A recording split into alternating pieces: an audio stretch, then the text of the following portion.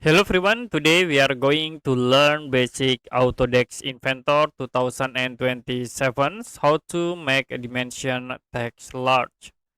So you can create for the new drawings. Okay, we'll use this option.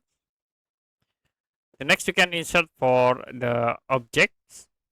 Okay, we'll insert the example objects. And then we can create dimensions into this object. So you can go to Notepad, click on dimension, and then select the object to create the dimension.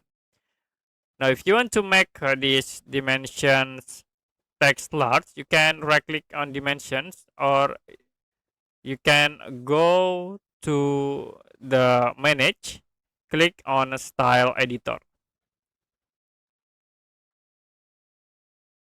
Okay, after it, you can go to the text options and then use this option, not text NC. And the next you can change for the text height, slide into 10.